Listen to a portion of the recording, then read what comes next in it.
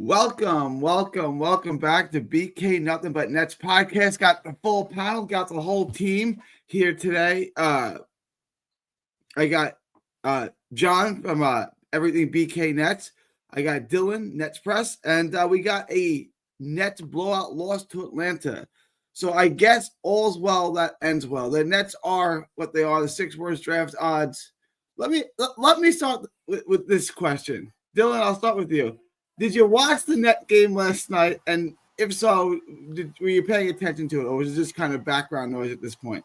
Yeah, honestly, I didn't. I haven't watched a game in probably well over 2 weeks, if I'm being quite honest. It's, they failed in what the goal should have been this season, which is being bottom three in lottery odds and putting themselves in the best position possible to land a top 5 pick. But they didn't.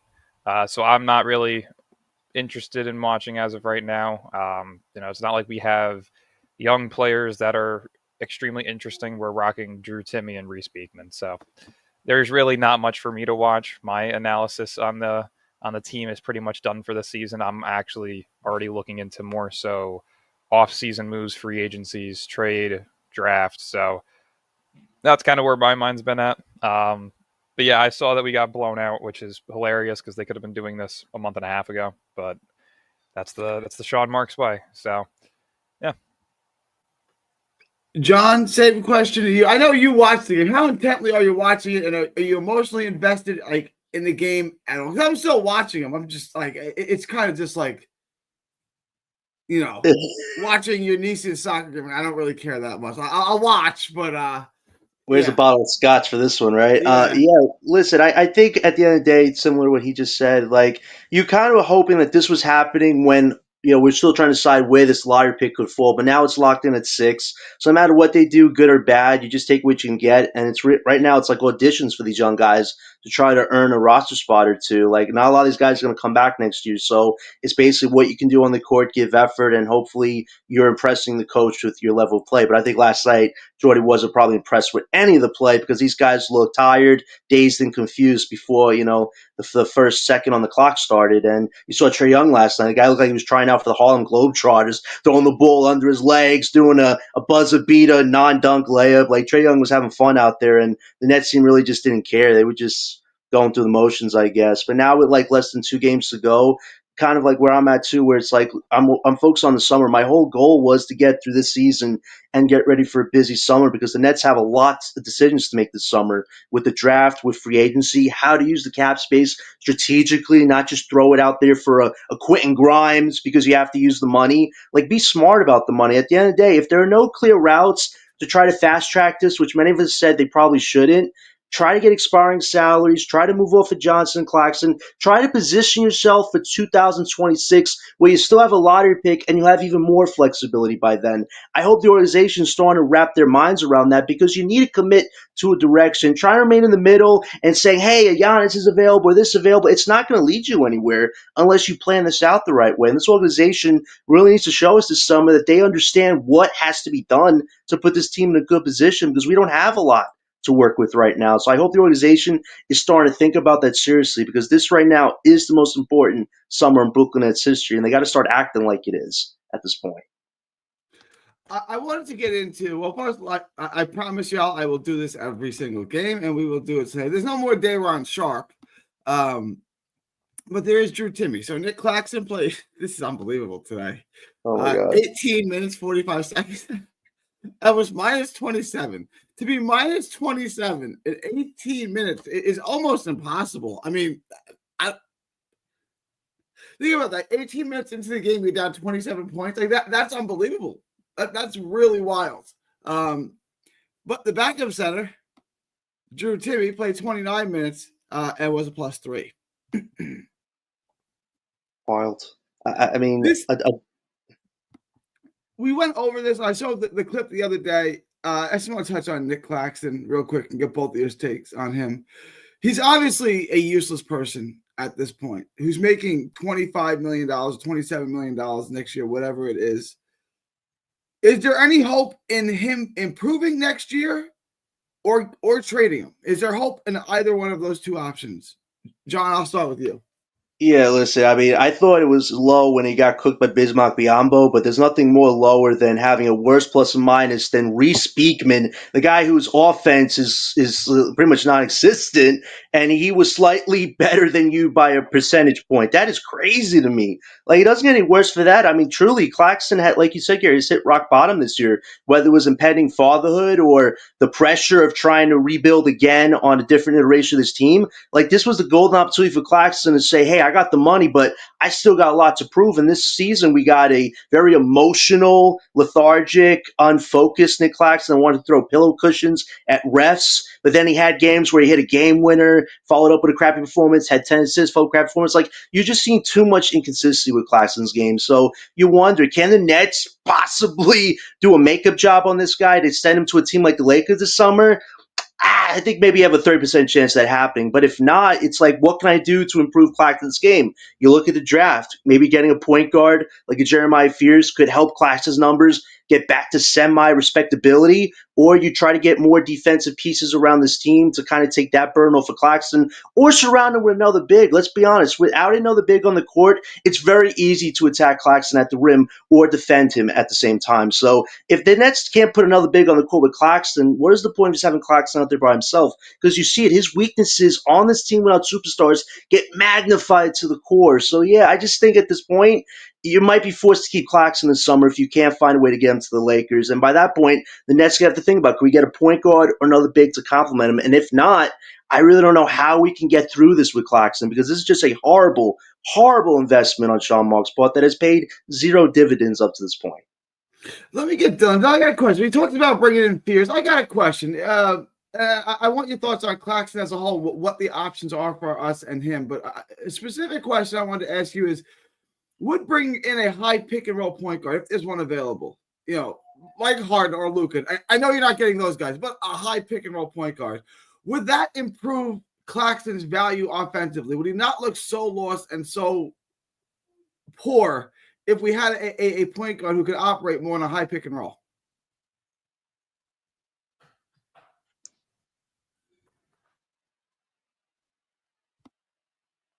Oh, wait, what happened? We lost Dylan. He's back. Yeah, for some reason my Wi-Fi is going absolutely nuts right now, so I wasn't even able to hear a single word while on the computer. All right. You crystal clear now. Can you okay, perfect. Right, yeah, cool. I'm on my phone now, so something's up with either my computer or the Wi-Fi. I want to get your question, but I want to read Mark's comment first. He was at the game yesterday with his niece, who was complaining, like, "Why did you take me here?" Yeah, Mark, why did you take me to that disaster? Yeah, that's fucked up. A guy behind me said about Timmy, Jesus, this guy sucks so bad. I said he just scored 50 in the G League a few weeks ago. His response, send him back. He doesn't belong here. He clearly doesn't belong in the NBA. I know he had his moment. He had a 20-point game. He had double-double, but clearly Drew Timmy sucks. It's just this what it is. But I wanted to ask you specific. We talked about Claxton and just how bad he's been this year. I wanted to ask you a specific question on him. If we had a high pick and roll point guard, a point guard, I understand we're not getting Harden to Luka, but a point guard like that, a high pick and roll point guard that can operate in the pick and roll, would that make Claxton more valuable? Would he not look so lost offensively if we had that kind of point guard? And is either Fears or Harper that point guard? No, I think the Claxton experience needs to end. It's not something that makes sense anymore. He's very limited as a player, whether he has a point guard or he doesn't. The defensive ability in terms of guarding an actual big man has still not improved. So to me, it's just get the value that you can get for him, get off the contract, and adds that flexibility that you may have in the near future. I just don't see a need as to why you would want to keep him and Johnson this offseason. Those are your two valuable contracts in the sense that they're valuable to move off of. You want to have those types of contracts available to guys who are actually going to make an impact on this team at some point in the near future. And I just don't see those two doing that. So hopefully, those rumors start to begin again. I know that I had reported it around the trade deadline that he was likely not to get moved, but conversations would start We did hear a couple of Claxton rumors, and I expect those to pick up again probably after the draft. I don't think he's the guy that'll be a draft night trade. That's more so where Cam Johnson currently stands on whether or not he will be or won't. But I definitely could see some conversation starting for Claxton, especially if the Nets draft a big man this year. Yeah. I wanted to ask you this question. In regards to trading Claxton, I don't even care at this point what we get from him. He's so bad on both ends of the court. This was okay. What honestly, what do you think that we can? I don't care what we get from him. I really don't. Expiring contract, I don't care. Just get the salary off the books at this point. Do you think it's realistic that we can move him? Like, is there someone else who'd be willing to take on his 25 or 27, whatever it is next year, $1 million contract? Yeah, I mean, it's a very limited market, just in the sense that there's not many teams that can probably take on his contract.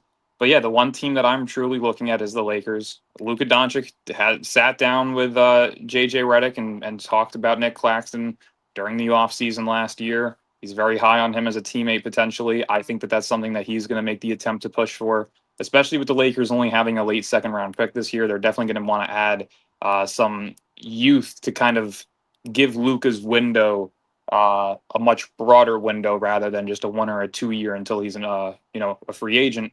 They're going to try and find reasons to keep him and then to hopefully have him sign an extension. So to me, I think Claxton makes a ton of sense there. That's one of those fits where you can put any big man next to Luka and they're going to look like a borderline star. And I think that's a perfect fit for Claxton over there in LA. So to me, Rui Hachimura, a salary filler, and a first round pick. I think that's what you need. That's what you get, and you move on from him. If you can get Rui and a guy that either is on an expiring deal or a 2-year deal that you can later flip for maybe some seconds, that's great too. So either way, I would expect Claxton's name to start getting brought up again, especially if you see the Nets draft one of, Maua, Queen, or Thomas Sorber. I don't even mean to sound funny. That's a home run to me. If I could I would do it without the pick. Just get him off the books for an expiring deal. He's definitely still worth a pick. And I mean, you think so? I wouldn't mind swapping a pick with them. Maybe we don't get a first straight up because of their limitations on being able to move picks. But hey, if you move that Philly top 8 protected pick maybe in 2027 for a Lakers unprotected, I'm completely cool with that because that 76ers pick is more likely than not going to be a top 8 pick. If they have 3 stars on their team currently in their bottom 6 in basketball, Embiid's health, George's decline, Maxey proving that he's not a number 1 option, I think that team's going to be keeping that pick in 2027. So to me, use that as a bargain chip. Go get an unprotected pick from the Lakers. Who knows if Lucas stays more than 5 years? I don't even think they have draft capital that's movable until 2031 now. Well, actually, the Mark Williams trade got resigned, so they still have a little bit. But yeah, I would aim for like a 2030 pick because we're already kind of packed in the 25, 27, and 28 draft classes. So I would definitely aim for 2030 just to have another valuable trade chip.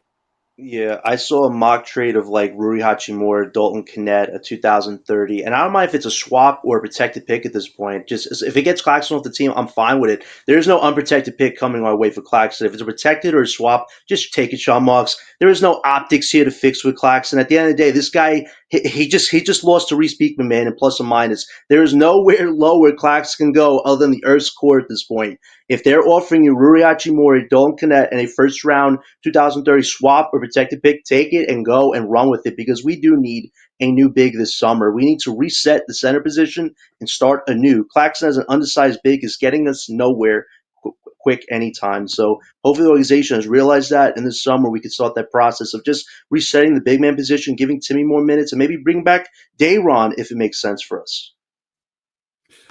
I wanted to because after the first couple of games, I thought Sharp's time was done and that they were going to, Timmy was going to be that third string center that, they weren't going to pay $10 million for a third string center in Sharp. After watching Timmy really develop, I think they're bringing Sharp back. Dylan, John, your thoughts on Sharp coming back? I still think it's the it makes the most sense financially. Like I said, if you can move off of Claxton for an expiring contract and a pick, That's the big if right there. If you would, can do that, you would be having Dayron for under $10.5 million a year with a rookie big man making less than $4.5 million a year. So to me, if your big man room can have more upside and fit better with some of the guys that you have over the next couple of years for a combined $15 million, why the hell would you not want that? You have one guy making about $25 million right now who plays like a guy who probably makes about $400,000.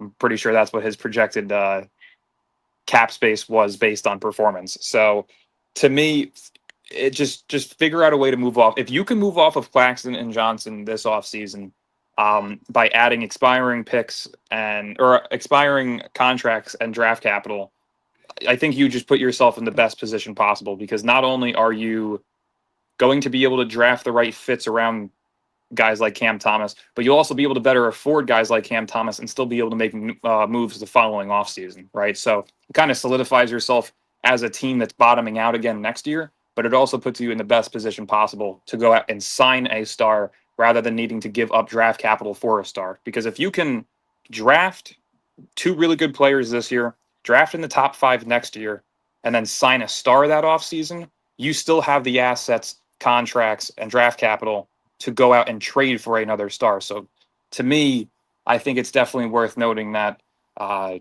keep an eye on Johnson and Claxton this offseason, because if one or both get moved, then I think that kind of shows the direction of which we're taking next season.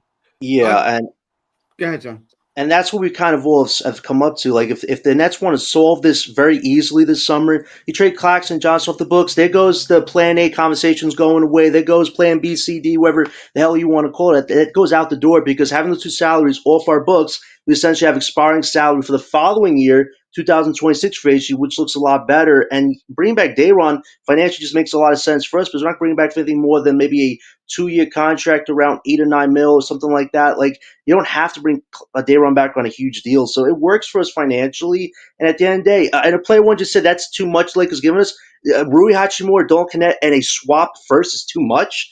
Come on, let's be honest. Luka Doncic, great superstar, horrible defender. Like Dylan said, you put Claxton next to him, Luka's going to make Claxton like a $100 million contract potentially, because that's what superstars have done with Claxton. Give me the trade again, John. Give me the trade again. Yeah. What was the trade?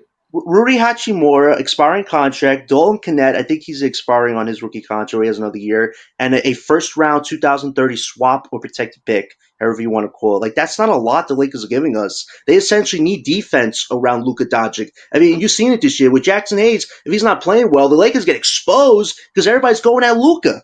At least with Claxton, he offers him a little rim protection. Too? I don't know that they're giving the one thing that I will say is some people are bringing up the fact that Mark Williams made under $7 million, and the reason why they were doing is for cap space purposes. But if you look at their roster, LeBron will be gone within the next 2 years. That's inevitable. Clearly, yeah. So that's going to be freeing up $40+ million, right? Taking on Claxton's $25 million contract that's front loaded and will go down to like 22. That's a good deal to put next to a guy like Luka, especially still having a little bit of room to add another guy. So I wouldn't be too surprised if they were to look into the larger market in terms of how much a player is making in the big man position, because Mark Williams is doing an extension this offseason. I doubt they go for him again because of the failed physical. The Jazz want to keep Walker Kessler. Walker Kessler wants to sign an extension there. I doubt he's getting moved. Outside of those two, there's really no other big man that they can go and grab via trade that makes sense. Maybe they look at Naz Reid, but again, that doesn't really solve the defensive issues that Luka kind of brings with how lackadaisical he is on defense. Right. So to me, it's clearly Claxton or nothing for them as of right now, unless if somebody else randomly comes out of nowhere. But yeah, I think that it makes a ton of sense for them long term. Paul Reed, really? I want to address this question real quick from Alan. Ricochet did cook us last night. He had 38. He could have dropped 40, but they pulled him in the blowout. Who does Ricochet remind you of, Dylan and John? I honestly don't know. I couldn't even give you an answer on that. I'm not high on him still whatsoever. Like, I'm glad that he had a great game against a dog shit team, but I don't know. He's definitely no number 1 overall pick in any other draft class ever. So I'm still not high on him as a player. it's a weak draft class for sure. John, your thoughts on Ricochet and any comp for him? I think he's an exciting young prospect. I think he's offensively grown a lot this year from what I see in the beginning. It was just a little lackadaisical, a little shy, but he's really kind of found his offensive voice in that team, and I think he's complemented Trey Young well. And I think the Hawks made a lot of good moves getting younger this year. I think if they trade Young for a haul this summer, they're in a great position with going young and trying to finally be more than just a playing team at best. So I think Rubishir is a huge part of that. I don't have a comp for him. I know somebody just said Franz Wagner. That's very interesting, but I think next year you really kind of see what Rubishir really is, if he's a consistent top prospect or maybe he's a role player that most people thought he could be. I think next year you'll really kind of get more definitive answer on who he could kind of be in this league. But I think he's an exciting prospect, and he definitely showed some offensive chops this year, and he's growing. So hopefully he continues that and shows why he was picked one. But yeah, in probably in other drafts he wouldn't have gotten picked one. It was a role player heavy draft. And this draft, top three, I think is pretty good, even though some people have questions about ace. At the end of the day, if anybody who gets either one of those top three guys, you have a prospect of your future that's probably be on your team for the next 5 to 6 or 8 years. So who knows at this point? Yeah, I think someone called him a third option. Alan called him a 15-point per game scorer. Okay, yeah. I mean, that's not really ideal for what you want with the first overall pick in the draft, but I mean, I don't think anyone's wrong there, right? A guy that can average 15 points a game and be a third option, yeah, I think that's about right. I mean, that sucks. But the draft was weak. I'm not blasting the Hawks for this. It wasn't a very good draft. There wasn't a whole lot of good options there. So I mean, I said it from the start of last year's draft. Sarr and Castle should have been 1A, 1B. Like, to me, Stephon Castle was the number one pick. Yeah, I agree with you. Like, I don't see how he wasn't. Like, It doesn't make sense to me whatsoever how he wasn't looked at as the top prospect next to, like, Alex Sarr to me was number one simply because of the size and versatility. Coming from overseas, there's a lot of upside over there. So to me, it should have been Sarr, Castle, and then whoever else you want after that, because those to me were like unanimous 1A, 1B. Yeah, Rishashar, I'm not high on whatsoever. He's very, very mediocre to me. I wasn't high on him during the draft process. I wasn't high on him when he got drafted. I wasn't high on him at all this season. To me, it's like a nice fourth option, as the number one pick, that's horrible, though. That's my point. I'm not saying he's a terrible player. It's just that with the number one pick, Castle, it's not exactly ideal. It's not optimal to get hit with the number one pick in the draft, right? Yeah, I didn't know Ricochet that well going into the draft. I didn't know too much about his game. I did Castle. I thought if it was my pick, if I was taking one, having not known much about Ricochet, I would have taken Castle. To me, you would have said Sarr, but either way, there were picks. There were guys who could give you more value than Ricochet. That does seem fairly clear to me. But again, I think Ricochet is a decent player. Castle's a third or fourth option too. All right. I mean, maybe. That's a wild take when he was the second option on the Spurs this year. I mean, that kid. The Spurs are trash, though. I mean, like the Spurs. They're not, though. If you really look at that roster, you have Devin Vassell, who not too long ago was a borderline All-Star, averaging over 20 a game. You have Keldon Johnson, who was averaging 17 plus just 2 years ago. You have Wemby. He averaged 21 a game. Was it 20? Yeah, that's what I'm saying. Like, it's like we act like the Spurs roster is dog shit. They quite literally. Yeah. If they were to have added a better piece than like, to me, they should have looked at, like, say you never had Kevin Durant and you added KD, right? You have KD and Wemby. Castle's your third option. He is that good. On a team where he's by himself, he is likely a second option. He is a game changer. I don't understand the assessment on him being a third, fourth option on a dog shit team like he currently is. He is quite literally a 2B to De'Aaron Fox.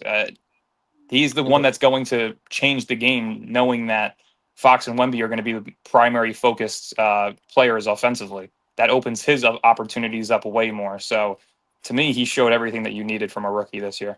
And the 3-point percentage going up since college is also a huge key in the right direction for them. So, I think Stephon Castle's the best player in this draft class. There's me with the homie Keldon Johnson. Wow. Who's 6'6". He's no 6'6". I'm 5'11". You tell me that guy's 7 inches taller than me? Where did I come up with these height measurements? He's 6'6", huh? If he's 6'6", I'm 6'3". I was gonna say I'm like 6'2", but hey, in high school they put me at 6'4". They always got to do the 2-3 inches higher. Yeah, I'm 5'11", and Keller Johnson. Do you think this guy's got me by 7 inches? Come on now. Yeah, we know he's standing on something next to. We know. All right. How do I get this off my screen? That's for you to figure out. But Okay, you here know we what? go. I just want to say this: the Spurs are a very interesting team to look out for this summer. They got Fox, they got Wemby. I'm hearing they might make a run to KD. They might make a run to Johnson. If they somehow get Johnson and KD on that team with Wemby and Fox, I think you look at the Spurs as right up there with OKC next year. Like they have the pieces to combat them, make that a very interesting battle right there in the West. But it'd be interesting to see what happens to Stephon Castle because if they want Kevin Durant, I have a feeling Castle would have to be the top thing they have to give up for KD at that point. I'd be surprised if they got KD without Castle. That would be a steal for this job right there. I think what ends up happening is KD to the Rockets, Johnson to the Spurs, and then it plays out that way. KD fit with the Rockets? So I think Booker's a more of a compliment to Sengun than KD would be. They'd be I missing that. agree, but I think they can get him for cheaper while still being able to keep some of the Suns picks, right? And kind of when you're in the position that Houston's in, over succeeding the way that they are, like their roster isn't really like incredible. They've got really solid young pieces who are playing much better than a lot of people expected. Like nobody thought they were going to be a top 3 seed in the West to start the season, and they've looked solid all year long. So, to me, I think that they go after KD, and I think it's easy to replace some of the players that they have on their team with KD simply because they have a lot of wings.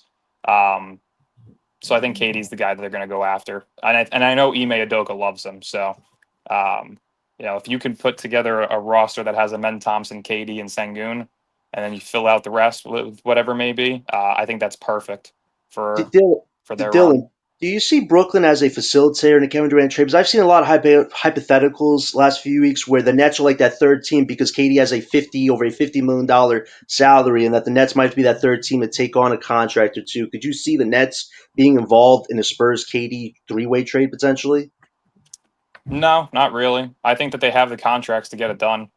I mean, you have Dylan Brooks, you have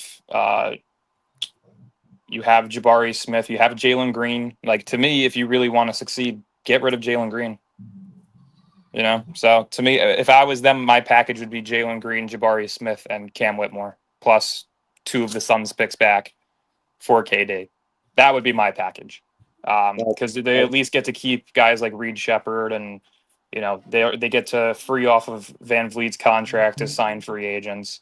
The thing is that if that Suns pick lands in the top 6, I don't see them trading that pick specifically. Maybe they'll give up the rest of the picks, but if it's outside of the top 9, like if it lands through that like 10 through 14 range, I could definitely see. I could definitely see the Rockets trading that pick for KD plus an additional Suns pick, so this way they can get that done.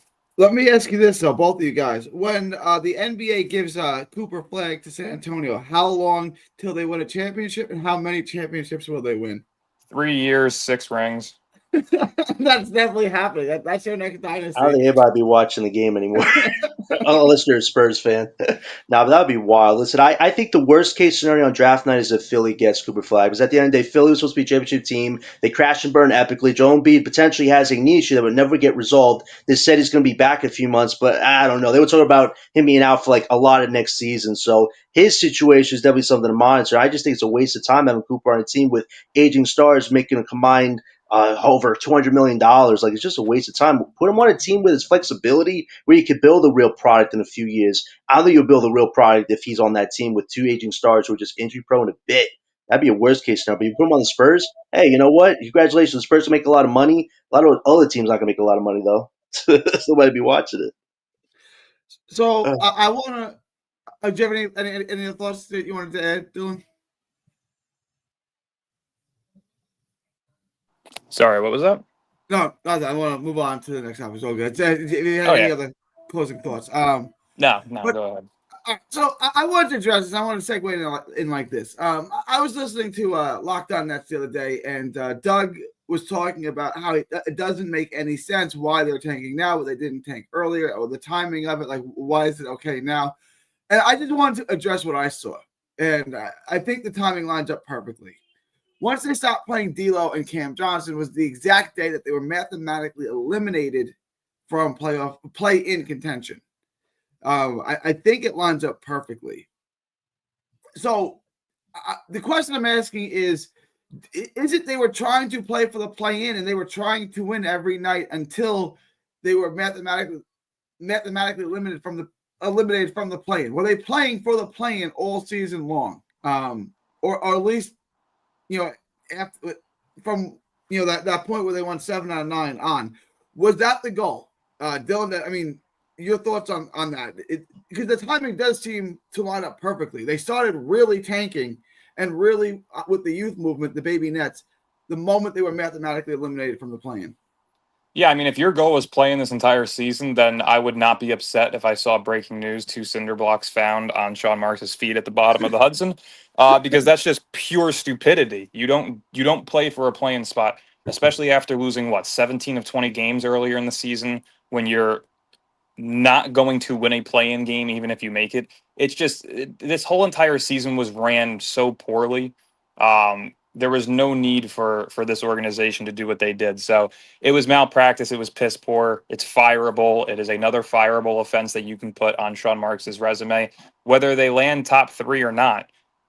The way that this season was ran and the lack of urgency taken by the front office in terms of trading guys who have risen their values, trying to, add additional draft compensation. It was just, they did it completely wrong. So to me, no matter what happens this season, the season itself is the failure. What happens outside of it on draft lottery night is a completely different story, but the season itself was a complete failure from top to bottom. I don't see any other way to look at it. If your goal was to make the play-in, if that was your goal, I'm not saying it's a good goal, I'm not saying it's a smart goal. If that was your goal, it was a complete failure. If your goal was to tank, it was a complete failure. Like, either way, you were so far from both objectives. However you assess this team, if Sean Marks looked at this team and said, we're basically Portland, like, we're better than people think, we can win some games, and you were 100% wrong. If your goal was, I want to bottom out and I want to play all of these young kids, you did an even worse job at that. So there's no silver lining here. There's absolutely no positive to take from this season. John? Yeah, listen, it's like we keep saying, it's like playing whatever at this point in this organization. They've always been, for the last 8 years, this organization has always been reactionary, not cautionary. Let's remember that. They've always waited for those big fish to be available. They jump on it like crazy. Like, they do not understand that you have to plan this out, that decisions have to make sense. And if you do go all in on certain superstars, the idea is to keep that together for as long as possible to win something. That didn't work, and then you decide to pivot really badly to another group of players. One of them didn't even want to be on this team. Like, this organization does understand you have to commit to a direction. You can't try to hold on to dying dreams because it's not going to get you very far. You got to be able to pivot at a certain point. And I thought this year would have been the perfect time to pivot, but at the end of the day, Coach Jordy got a lot of autonomy. You overperform expectations. Okay, I got to trade Dennis away, but then you trade Doe for D'Lo, which negates the whole Dennis move. I understand what that was all about when you had Killian Hayes and let me Reese push back on Beekman. that. We all thought that DFS was a much better winning piece than D'Lo, but D'Lo still should have been bought out or traded. Right? No, I agree. That's what I'm saying. That's what I'm saying. Yeah.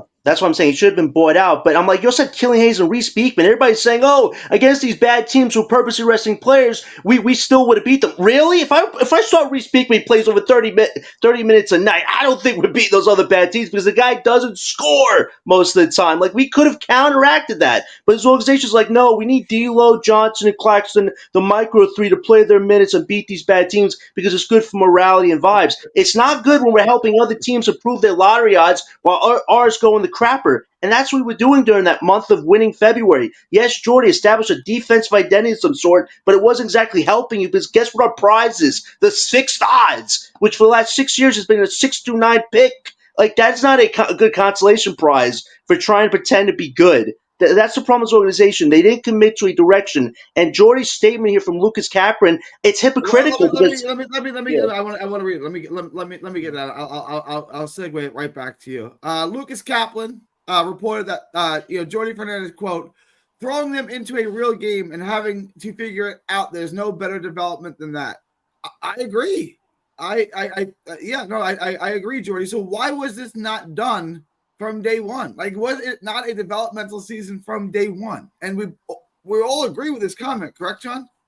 Yeah, seriously, like he's saying so many great things there, but I'm like, we had over like 15 back-to-backs this year. On that back end, these young guys should have been playing a lot of those games, but instead you were still playing the Johnsons and all these vets over 30 minutes a night. I'm like, what is the point here? Isn't the point of rebuilding or tanking to play the vets as little as possible and to let the young guys get more minutes? Like at the end of the day, don't you want to see these young guys actually prove that they could be a future net or actually develop and grow like Jordy's alluding to? But if you have these vets on the court holding their hands, what are we talking about here? And yes, it's miserable seeing these young guys get decimated by players like Trae Young. But at the end of the day, that was the goal of this season, to protect your lottery pick and see what these young guys could do with time on the court. And be honest, you've had some competitive games with these young players. You have got decimated a lot, yes, but that was part of the goal this year. But this organization doesn't want to go that route because being too bad is too wrong for us. We need to stay in the middle as long as possible and hope a superstar comes to save our asses. That's a horrible strategy. Like at the end of the day, Jordy is saying the right things, but I think it's hypocritical on his part because you trusted the vets more than you trusted the young guys until the last 10 games of the season. So I really have to ask Jordy, if you're the leader this year, why are you going back on your word there a bit? I'll bring it to Dylan. First, I wanted to read Lou's comment. I finally watched a full game of Free Speak, and the next day I got the flu and almost died for about 2 weeks straight. I told you guys not to make me watch it.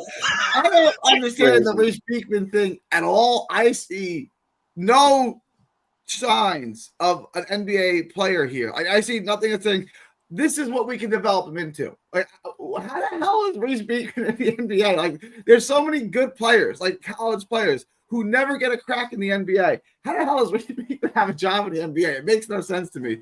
But I want to bring the question back to Dylan. Throwing them into a real game and having them figure it out, there's no better player development than that. I think we all agree. Why did it take so long, and who's to blame for that? Is it Jordy or is it Marks?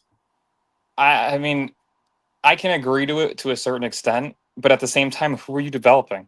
Noah Clowney's been hurt half the season. Day'Ron Sharpe's been hurt half the season. Nick Claxton hasn't progressed at all. Cam Thomas has been hurt 80% of the season. What young asset are you really developing and improving as a player in this league?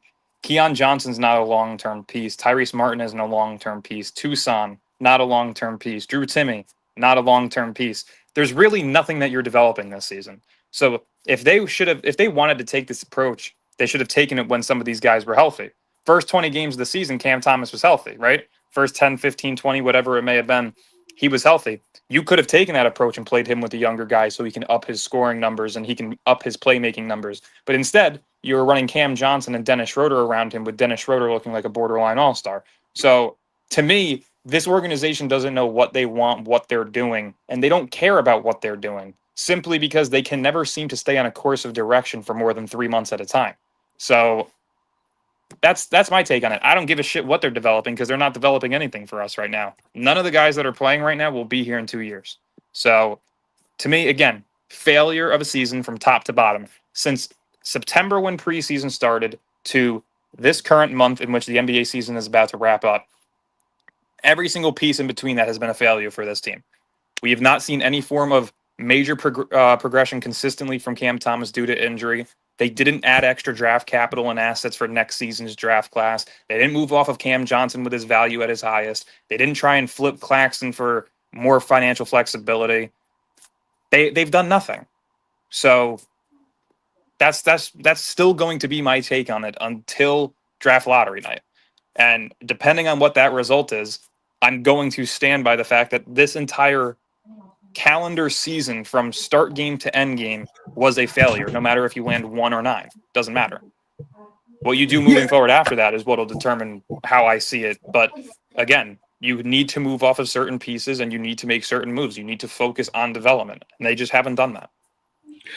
I tend to agree with you. Like, there's just no way to assess this season as anything other than a perfect failure. Like, even if you get the first pick in the draft, it was predicated solely on luck, right? You did not put yourself in position to get that pick. You just got lucky, right? Like there's no way to assess this thing other than a complete unmitigated failure from day one to the end of the season. I love this team, right? Like this is my baby. This is a team I try to make excuses for. I never make excuses for my Jets. They're dog water. They're trash. I hate them, right? And the Mets, like the Mets have the highest payroll in baseball. They should be good, right? The Nets is the team I always kind of like. I try to make excuses for. There's no excuses. This is a complete disaster this season. No matter what your expectations were, it's a complete disaster. Like there's no other way to assess this season.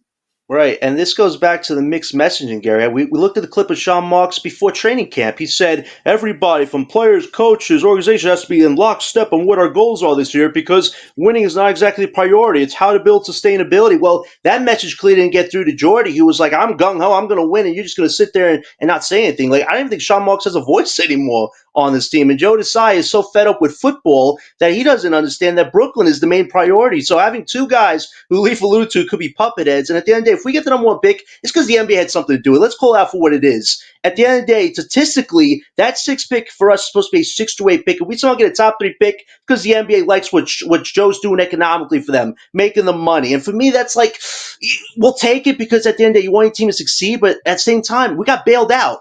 Like, I hate that because we could have took power into our own hands, done this the right way, and the odds would have worked out somehow in our favor through luck, if that's what you want to call it. But now we're expecting them to bail us out and give us a top 3 pick because Joe is filling their pockets up. I don't think that's a great way for success because that means you're a puppet head. That means you had no real say in how to do this the right way. And that's my problem with this organization. Until they understand that they have to make smarter decisions, just banking on the NBA to bail you out is not a recipe for success. And the mixed messaging just doesn't make sense. Jordy says a lot of things that are supposed to make sense. They don't make sense. Sean's talking about being in lockstep. We're not in lockstep. Like, it's just, if this team is not united on actual goals, we're never going to build any sustainability that they so-called want us to do. And I think that's disappointing for the fan base who have been preaching it for multiple months right now. I wanted to, and I think Leaf's going to jump on because he's got an interesting take on this. And I want to transition into the Cam Thomas thing. It was reported yesterday, but that's daily, that they're looking at re-signing Cam Thomas anywhere from 17 to 22 million, which I think would be great value on a short-term deal. I would pay him more for a 3-year deal and then try to trade him if that's the option they want to explore. If you got Cam Thomas on a 3-year, $65 million deal, I believe he becomes a very attractive trade piece if you want to trade for a superstar, because you'd have him on a good contract for 3 years as he starts to enter his prime. It's the wrong year for Cam Thomas to enter into free agency, and it's the perfect year for the Nets to have him enter into free agency. He's a polarizing player to start with, and no one's going to be able to really offer him beyond that 17 to 23 million. So I'll start with Dylan because I've been letting John cook, and hopefully Leaf has an interesting take on this. I want to get into it. 17 to 23 million. Does that sound about right? And would you guess closer to the 17 or closer to the 23, Dylan?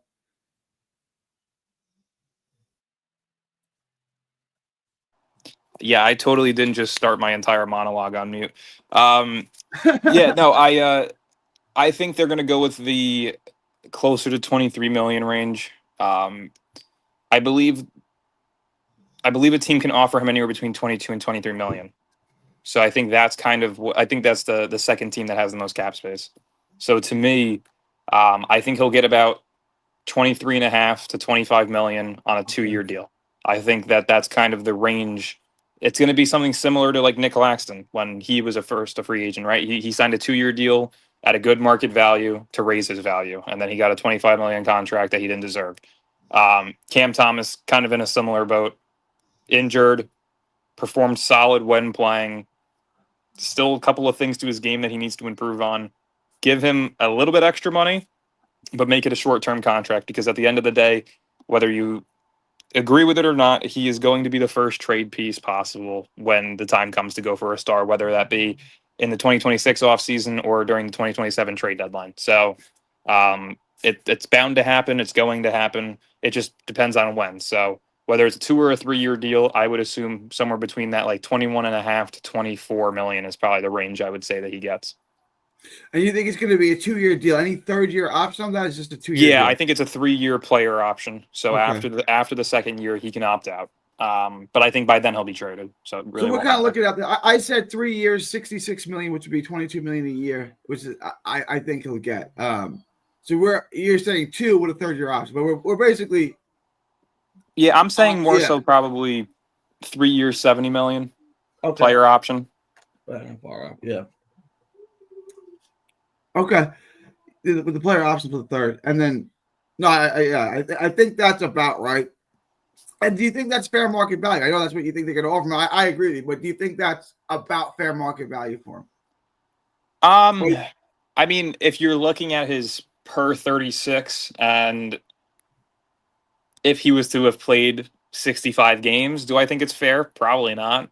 It's But a team-friendly deal, right? it's a very team-friendly deal simply because he could not control his own destiny in the sense that he was getting hurt left and right with that hamstring injury.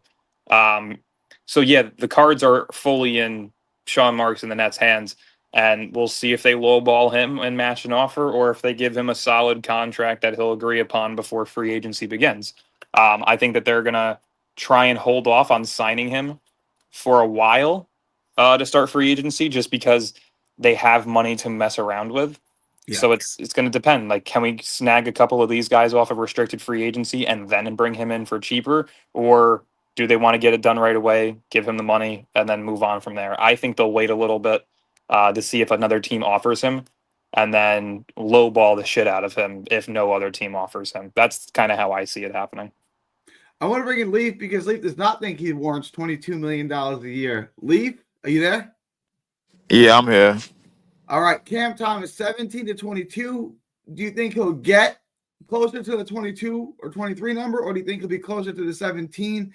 And what do you personally, if you were Sean Marks, what would you offer him? I mean, I'm all about making people happy. So I mean, let's give him 22 million. Let's do that. You know, Okay. let's give him 20 something $1,000,000, bro. Like, I mean, we ain't got nothing else better to do. I mean, yeah, let's do Because that. you told me that I've had A this new debate with leaf you this before, and week. you were closest to the 17 number. Yeah. All right. I don't even remember what I was closest to. Be honest with you, bro. All I know is that let's make everybody happy, man. Let's let John and Dylan take the wheel at the damn GM, and bro, like let's do that. Let's do Oh, that I'm for like If a it's ready. year. between Sean Marks or John and Dylan, I'm taking I, John and I Dylan. I would do that shit for free, and I'd I, fix it within 3 I, years. I, This shit's okay. not hard. Okay, all right. Let's do NBA GMing for free for 3 years. Matter of fact, let's do the simulation on NBA 2K, and let's do my GMing first. You know what? That's a great idea for me. I'm gonna do some my GMing this afternoon. I'm gonna make sure all the rules is on. Make sure all the rules in place. Let's see if we can fix this shit show of a season, man. I'm not arguing with nobody no more. Like, I'm accepting everybody's ideas. Fuck it. Why not, man? I mean, the hell with it. Man. Let's do that. Let's let John sit at the table. Let's let Dylan make the trades. Yeah, let's do that. The hell with it. You know, give Cam Thomas 22 million so Breezy can shut the f up, man, about what he deserved. Damn, And Lou. yeah, let's do that. I mean, look, I said this about like the Mets GM and the Jets GM. It's like, if that's my only option to have one of these guys GM a basketball team or Sean Marks, I already know Sean Marks can't do this. So I would just go with Joe Douglas, like, or the Jets GM. Like, who cares? I know he can't be any worse than Sean Marks. Don't ever say the Jets. No, we're not going with anything in the Jets organization. It Let's stick can't to We let's possibly quite stick. be worse literally than are the Sean Jets. Marks. Yeah, well, hold on, but listen, that's fine. But I mean, I don't think we're that far in the dump, bro. We've done something recently more than the Jets did, bro. Like, let's stick to John and Dylan. Let's give them the helm, bro. Like, I'm a my GM it and see if I can simulate the shit, and then we're gonna see if their ideas work and their ideas come to fruition. How about That's this? what. Tonight I'll go live on Twitch and I'll do a 4-year rebuild for the Nets. I'll do it realistic too. I won't do no bullshit trade up with picks and unrealistic star trades. We'll keep it realistic. How about that? I know, yeah, for sure. I know it's gonna be better than whatever Sean Marks puts together. But I haven't got from John on this. John, I want to hear from you on this Cam Thomas contract extension, and then I want to move to the Cam Johnson trade that you sent Yeah, me. well, as the new GM of this team, I'm going to make it very easy. I'm going to trade everything I got to get Ace and Dylan on draft night, get the Rutgers boys with Cam Thomas. I got my young, rejuvenated big three. We're going to be cooked for the next 3 years. That's pretty much it. That's how you solve this whole thing. You want to get Ace? Okay, I mean Ace and Dylan, having those two guys with Thomas, man. There's my Katie, Kyrie, and James, just a lot younger. I'm cooking. all right, This is how we get us back on the big three let's bandwagon. transition the conversation to reality. Like, what do you Cam Thomas's contract? Yes. 17, Let's get back to reality. What do you think he gets, and what do you think he's worth?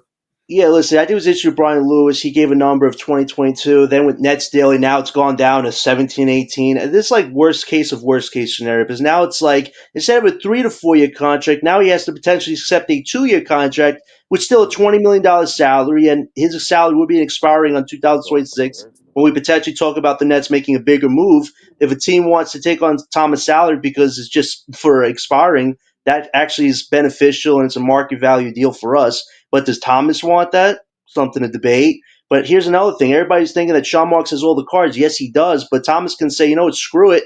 I'll just take my $5 million qualifying offer and get a big contract the following year when the Nets don't have the cap space. So I think that's the situation you don't want to happen. And most likely Thomas's agency, they will try to get a fair 2 year contract at worst for him because they want him to get paid. I think it's unfortunate that Thomas wasn't healthy this year. This was a huge year for Thomas to really shut up the doubters and prove he could be a cornerstone piece, but he could only play around 20 games.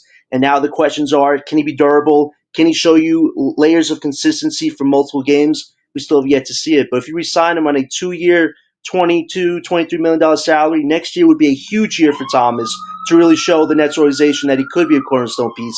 And if not, like Dylan's alluding to, he's likely a huge trade piece to eventually get the Nets a star if that's the way it's looking. But I think just looking at those numbers, I don't think Sean Marks values Thomas. And I know some people who really like Thomas because they want sustainability in the Nets organization. Unfortunately, the organization doesn't value Thomas like that. And if he signs a 2 year deal this summer, I just feel like the writing would be on the wall and Thomas would be more of a trade asset than a cornerstone piece. It's unfortunate, but this is the way the organization runs things. If you're not a Kevin Durant in their eyes, they don't want to pay you. I mean, I'm okay. Yeah, I'm okay with the 2 year deal, but 2+1 is what I was thinking, bro. Like Something like that, yeah. I mean, like a 2+1 it would seem a little bit more reasonable, but I mean, 2 year deal, whatever you got, man. I'm taking everybody as ideas. F it, bro. Like I'm all out, bro. Like I don't want to do this no more. Fix it, bro. Like then I come back and then I figure out if I'm going to still do games or if we want to still do the Long Island Nets, man. So this is ridiculous. Clean this up, somebody. I want to address this. I want to move to this. I'll get your opinion first on this. I don't understand why the Pistons would make this trade, but maybe you do. I would make this trade tomorrow if possible. Pistons received Cam Johnson. Nets received Tobias Harris and 2 protected ones. Yeah, I'm all in on that. I'm all in on that too because the Pistons low key wanted Cam Johnson before we got him anyway before we signed him to that deal. They was low key making deals for that. They wanted somebody younger than Tobias Harris, but like kind of similar to Tobias Harris in terms of like how they want to run plays and they like the way he runs around screens and sets. Obviously Cam Johnson is one of the highest efficiency rated shooters this season. If not the highest, outside of maybe Steph. So I mean they want him and we got another 1 year deal left with whatchamacallit. I'm cool with that. I mean, yeah, let's do it. Dylan, this trade to me makes absolutely no sense for Detroit. I mean, maybe swap him, like because Tobias was on a 2 year deal, so next year his deal will expire. But why would they also give up 2 protected ones and Tobias Harris for a player who's arguably not as good as Tobias Harris? I think Tobias Harris sucks, but I know statistically he's a pretty efficient player and he gives you pretty decent stats, even though I think he's one of the worst starters in the NBA. I'll let you feel this. Why would Detroit make this trade? I don't see it working out for either. I don't actually like it for the Nets. This is the problem with what the Nets have done for the past 2 years. Why are you trading mediocrity for mediocrity? Go get picks. Go get a bad contract. Go get a shit player. Isn't that what I'm getting here? No, because the problem is Tobias Harris is a guy that could give you 20 a game. We don't need that from a veteran anymore. We It's gonna need be guys. the We league's need guys who are going to help us lose Well, next Dylan, season. he does have an expiring contract this time next year, so I Yeah. mean, Yes, but who's more impactful on the sense of winning when they are I the think they number one or both two suck. option? Rui I think Hachimura or Tobias Harris? Who would you say is more impactful in all winning right. when they're by It's themselves? close. I think it's closer than your. It's. Oh, I think it's Rui, very, very far off. I think he is empty stacked. Like I understand. wait, What, Dylan, we trying to win next year, bro? Like, No, that's the whole point. That is my entire point. I don't want to win next year, so why would I think want Tobias Tobias Harris Harris? is an excellent if we tanking piece. make this trade before the season, we could get rid of him at the No, deadline. I mean, for another expiring. the only trade that makes sense for Cam Johnson is Harrison Barnes and a first round pick. That is the only trade that makes sense for him in the sense that you're getting an expiring contract. If you're not getting an expiring contract, fuck it. Get a guy that's making that has 2 years left on his deal. That doesn't hurt us either. Like, Yeah, to me, pick and choose who the expiring contract is, but it wouldn't be Tobias Harris for me. It wouldn't be Tobias Harris. It impacts winning too much. He's I a don't guy that think can give you 20 a actually game. I disagree. Like I think Tobias Harris is the definition of empty stats. Like yes, he got 20 on fairly efficient shooting, and we lost by 20. Like that's maybe I said the same thing about D'Lo, right? And I guess I was slightly wrong about that. So maybe I'm wrong about Harris. I just see him as a guy that has like zero impact on the game. You look at his stat lines: 20.7 rebounds, 7 of 13 shooting, 2 for 5 from three. It's like okay, but what did he do on the court? You know what I'm saying? Like. I think he's a good tanking piece personally, but you're right. He would Rui Hachimura would be less impactful. I do agree with you on that. Yeah, I just again, to me, I'm so sick and tired of let's right a wrong by making a new one. Just get shit players on cheap deals or expiring contracts or 2-year contracts and fill this fucking team with youth and draft capital. That is it. Next year, you need to solidify the tank. And from thereafter, if you want to fuck around and find out, by all means do so, because you don't have your pick in 2027. But next year needs to be taken seriously, and I just don't think Tobias Harris is a piece that does that for you. You would not make this trade if I would not. No. Okay. And Lou wants to know: hasn't Harrison Barnes been better than Tobias Harris? I'll let you respond to that. I mean, if you think a guy that's 36 is going to be better than a guy averaging borderline 20. That's your opinion, but no, I don't think Harrison Barnes impacts the game of winning when he's not utilized as a full-time role player. If that's your guy who's supposed to be your veteran and your number 2 option on your team next year, you're going to be really bad, and I'm cool with that. So, yeah, this is clear as day obvious. Nets fans and the GM themselves continue to make these mistakes where you guys continuously look at players that replace a problem with a new problem. Tobias Harris is very similar to Cam Johnson.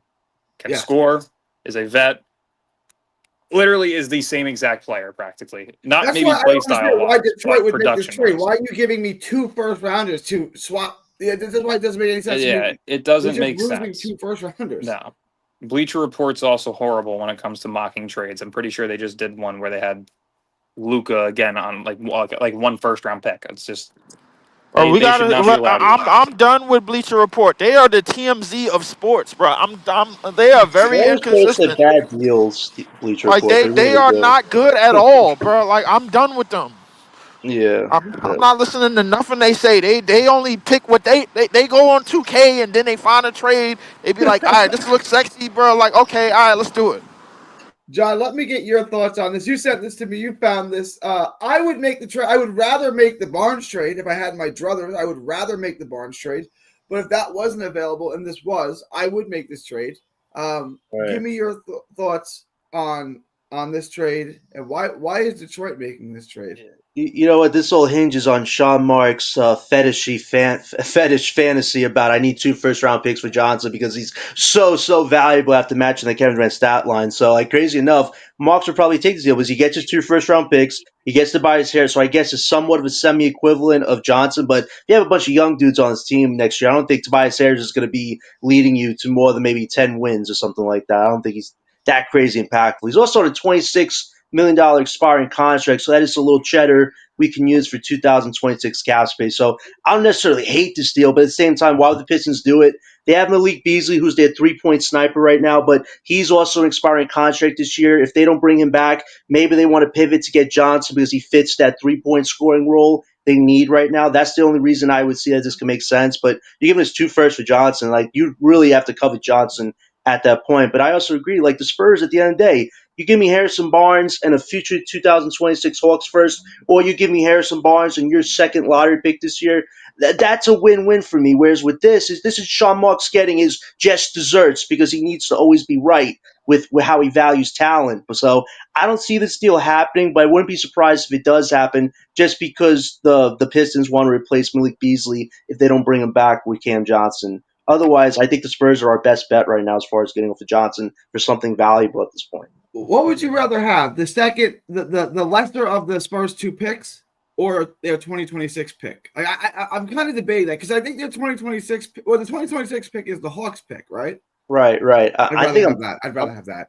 I'd be fine with it because I think the Hawks could trade Trae Young, and I talked this about the last show. If they trade Trae Young and they go younger, the Hawks are not going to be this instant team that's just going to gel up there. They could potentially be a playing team again, which could make that pick somewhat valuable, that second first round we have. So I'd be up for it. And with the lottery pick, if they draft a Liam McNeely or a Colin Murray Boyle, I don't want to trade Johnson in my Bucks pick for one of those guys unless they have a Yegor Devin drafted. That would be my only differentiation right there. I think the Hawks pick at that point would make more sense for Johnson. So take either one of those if it fits what you're trying to do. I just don't think this deal would probably happen. But Sean Marks likes to be super damn greedy. Take one over the other and see if that helps best fit your direction. But I do agree, getting more picks for 2026, trading Johnson does kind of benefit us a lot more, I would say. Let me put that question to you, Dylan. The Cam Johnson for Barnes and a pick. Would you rather the lesser of the 2 Spurs picks this year or next year's Hawks pick? I'd rather the Hawks pick. How about you? I think there's a world where you can get one or the other. To me, as long as the Spurs pick in the lottery doesn't fall in the ranges of like 1 through 9, I could see them looking to move off of that pick. Okay. So to me, if you give up Cam Johnson and, pick 26 and a future first for that lottery pick and a protected Hawks pick in 2026, I could see that working. I don't see it being impossible to negotiate that. So, you think you could get both? Well, yeah, because they're getting a pick. Okay, let me ask you this question: if they said no, we don't want 26, we want 17, let's say hypothetically it's 9 and next year's 1. The next year's Hawks pick, and it's lottery protected or top 10 protected, something like that. Mm-hmm. So I'll give you those 2 picks and Barnes for Cam and the Bucks pick, whatever that is, 17, 18, whatever that pick is. Would you do that trade? Can you repeat the trade? So it's Cam Johnson and the Bucks pick. Yep. To the Spurs for Barnes, the lesser of their lottery picks this year, and next year's Hawks pick. Would you do that trade? That's a great deal. That would be a deal to jump on. Yeah, I mean, they don't have 2 lottery picks though this year. That's the only problem. Don't they have 2 picks this year, the Hawks? No, not anymore. I mean, the Hawks are in the play-in, so I think they're around like that 15 through 17 pick range now. I'll be fine with that. Yeah, okay. So I mean, that pick is basically going to be very comparable to the Bucks pick. You already have draft capital this year. Your goal needs to be find a way to move up and next year. Yep. So if you can combine those 2 into one, that's incredible. So we trying to stack. So hold up, wait a second. So move up and combine next year. So that basically means that moving up as far as possible, we trying to stack as much top 10 talent, I presume, on this team, and then add to the tank. With those said players, those players is probably going, most of them top 10 players, if we get more than one in this draft, is going to play 30-something minutes a game, this, that, and the third, to get their feet under the sand in the NBA and everything. They probably, at best, they probably gonna win like 17 games. You gonna win 17 games with 2 19-year-olds in your starting lineup, 2 19, 20-year-olds in your starting lineup, 2 dudes that can't drink. You know what I'm saying? Like you know what I'm saying? That's not a legal age to drink, but I mean, I get what you're saying, man. I mean, You know what? F it, bro. Like, yeah, what Dylan said. Let's do that. Yeah. My ideal trade scenarios are very, very simple. Move the Bucks pick and Cam Johnson for the Spurs pick in between hopefully 8 through 11 and the Hawks pick top 10 protected next year plus Harrison Barnes. I'm okay with that deal because at least it gives you the opportunity to where if Atlanta keeps Trae Young, you still have an opportunity to land that pick. And if they don't, you don't. But you at least were able to move off of Johnson for an expiring contract. That sound like Derek Queen or Trey Johnson to me. That's exactly my point. In the 8 through 11 range, you're looking at Queen. What is it? Queen, Colin Murray, Boyles, Con Kneppel potentially. Because if the 76ers get their pick, then I don't see Kneppel going until like 8 or 9. Because I think the only pick that makes sense for him is OKC. I don't think the 76ers is getting a pick. I think OKC is getting that. Be honest I hope with you, so. bro. Like That'd be huge. That's good for us. that'll move us up. And right off the rip, we'll be. I think honestly, if we somehow get into the top three, which John believes that we'll be getting done a favor, and then we'll have to owe an NBA a favor some way down the line. But if we somehow get in that top three, then the likelihood of us trading up in the draft and the rest of the draft will probably be good for us to do.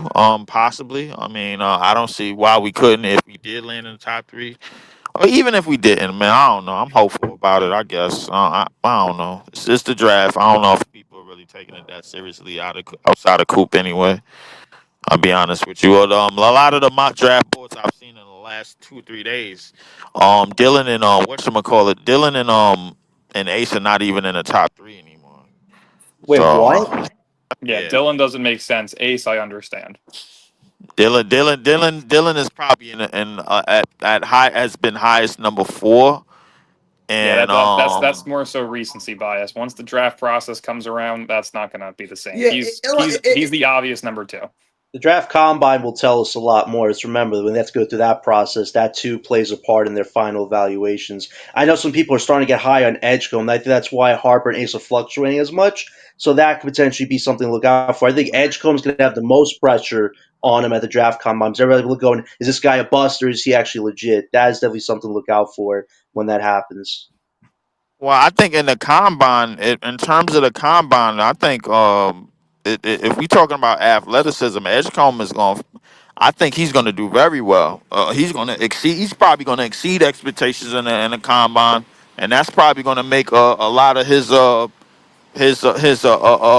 probably a little bit higher. So I mean, Right. he possibly might fall in the top 3. That would be It's something. it's To me, possible, to bro. me, So I Ace is mean, more likely to go 4, and Edgecombe's most likely to go 3. possibly. Wow. It's possible. No, I agree. I think that's a giant mistake. I think Ace played in a very piss poor offense that wasn't designed for him. And I say he may not look good. And I don't think his shot selection helps him this year, but he's 18 years old. I think Dylan might be right that Edgecombe maybe go before Ace. And I think that will be forever regretted when that does happen, which I think it may happen. I think the upside on Ace is higher than VJ. And I think the floor is definitely lower on Ace than it is. I mean, the floor is definitely higher on Ace than it is VJ. But I agree that given what they did this year, you could easily make an argument that VJ goes before Ace. Yeah, I think it's fair. I think both of them are going to be really solid prospects. I agree, though, that both definitely need development. I just think with Edgecombe, everybody looks at athleticism as like he has that right now, whereas with Ace, he has the tools. It's just they got to develop the right way. And I think with Edgecombe, it's the offensive identity needs to develop more. So they definitely have pros and cons. I think the combine will definitely be a competition between the two of them because they're fighting for third and fourth right now. So that will definitely be something fun to watch. All right. Yeah, I gotta wrap this up, guys. Let me go around the panel. John, you got any closing thoughts? Yeah, this has been a wild, crazy ass season, but we're gonna finish it this weekend. We got tomorrow's coverage of tonight's game, and Sunday is final grade. So we're gonna evaluate all this, see where it turns out, and then it's gonna be a very interesting summer. I think it's gonna be such an important summer for Brooklyn as far as evaluating talent at the draft combine. Where we end up on May 12th. May 12th is like one of the biggest dates in Brooklyn Nets history, figuring out where that pick lands, and then you have the draft, and then the summer free agency. There are a lot of things that have to be decided with this team. And I just hope it's a very proactive summer. The last thing I want this organization to do is just sit with their hands folded, going, "Oh, we drafted these pieces. Now it's just put whatever you want to put together because we have to put out a product." No. Start game planning and thinking about where we're going to be 2 or 3 years from now with who we draft and who fits the system and who doesn't. Once this organization wake up and get out of this dreamland they're in right now, there's no Alice in Wonderland situation for the Nets right now. It's reality. We got to start acting like this is a legit organization and start building it the right way. That's what's got to happen this summer. And I think the fans' expectations should remain high. Do not give this organization an ounce of leniency until they show you they can actually lead this team the right damn way. I'm in on that. Lou ran a tankathon 7, got the Suns at 1 and the Nets at 2. Oh my God, that was just. But I would be okay. I'm not okay with that, but I like Harper a lot. And if we ended up with Harper, I'm and it's not a knock on Cooper. I think Cooper's great too. I'm just really, really high on Dylan Harper. So I as much as this would suck, I think it's okay for us because I would love to have Harper on this team. Dylan, any closing thoughts? No, I think we kind of went over it all. We'll see what happens. And then the guest, Leaf, appreciate you hopping on. Give yourself a shout out to everyone where they can find you. And what are your closing thoughts? YouTube.com/@Leaf4788. I'm closing in on 300 subscribers. Appreciate everybody that sit there, subscribe to the page. If you haven't already, please hit the like, share, subscribe button. It's been a drowsy ass season. It's been a nauseating season. I'm over 125 episodes of doing 2.5 hours of the most terrible basketball that you ever gonna see. And I'm probably gonna do another season full of bad basketball again. It's probably gonna be us try to meet my 65 game quota. It's a shit show. I'm surrounded by a bunch of people that believes that somebody on this roster is going to be something in the next 2 years on this team. Maybe in the league, but I don't see it on this team. If it does happen, man, I'm fine with it. But I'm not bringing up ideas no more. I'm only taking other people's ideas, man. We gonna put John in the front office, and then we gonna put Dylan as a correspondent, I guess, man. Like F it, man. Like Gary, you could run the coaching facilities. You could do all of that shit, bro. Like you could run the you could run you could run PR. I don't care, bro. I'm all in. Whatever y'all got. And Ice Eskimo is my head of drafting because he's so good on that. So Yeah. Let's do that. Yeah, let's do that. Let's trade up in the draft and get as much top 10 talent in this draft as possible, and then figure out what the hell we gonna do from there. I don't Shit, care. just make me the GM, make me the scout, make me the negotiator on trades and contracts. This shit, I could get this shit fixed up in 4 years. Yeah, I mean, if Joe Tsai's willing to move the F out the way for Yo, the Koch family, I'm cool, bro. Like, go ahead. Gary's running the refreshments. Come on, Alan. I got it taken care of. I got it. I can handle that. You're the grill master. Gary's the grill master. We'll have better refreshments than anything Sean Marks gives. I promise you that. Whatever they eat down in Australia, I got better refreshments. We'll be live again tomorrow, right, John? Yes. Dylan, you good tomorrow? Yeah, depending on the time, I should be good. All right, we'll figure that out. And then Sunday, we'll do the final grades of this disastrous, disgusting season. And we'll figure out an off-season plan when we get there, guys. Appreciate everyone. April 11th, 2025, from Texas to the world. Thank you, and God bless. Peace.